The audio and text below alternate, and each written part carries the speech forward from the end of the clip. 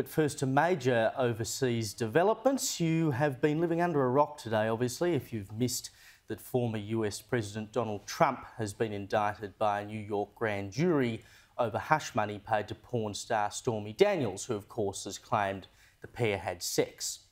Now, this is no doubt a historic event. No former US president has been indicted before, and it carries a fair bit of intrigue given Trump is the frontrunner to be the Republican nominee for president again in 2024. Trump has predictably slammed the indictment as quote-unquote political persecution and election interference at the highest level in history. Now, over at CNN, though, they seem to be concerned for the president's safety.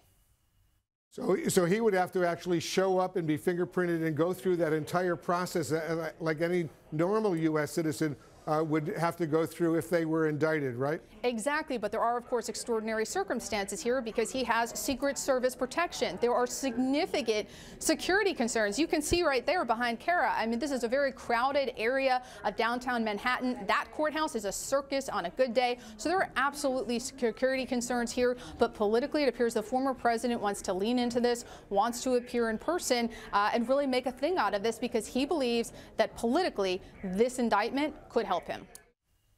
And I suppose it demonstrates how big this story is that they had not 2, not 3, but 6 people beaming in to talk about Trump. It certainly is a very, very dramatic and historic moment indeed. Caitlin Collins has covered Trump for several years now. She's joining us. What else are you learning, Caitlin? Now, CNN's viewers were later treated to this searing analysis from CNN's national correspondent, Kristen Holmes.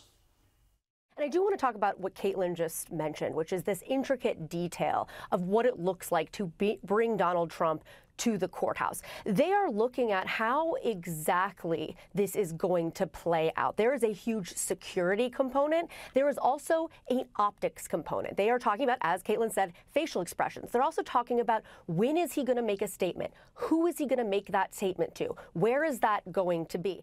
He's being advised on a media strategy? What a surprise! Now, look, I'm probably being a little harsh there because it is hard to broadcast about a live breaking news event when you don't have all that much to go off.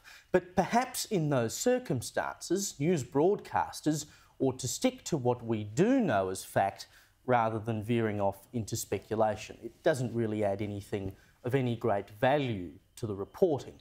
And by the way, this is how CNN senior crime and justice reporter Caitlin Palazzo reacted a bit over a week ago when Trump said he believed he would soon be indicted. At this point in time, his team, through a spokesman, has made very clear that there has been no notification made to him or his lawyers that he is going to be indicted or when that indictment is going to happen. However, Trump is very aware of the politics of this and the bluster and the bully pulpit that he has.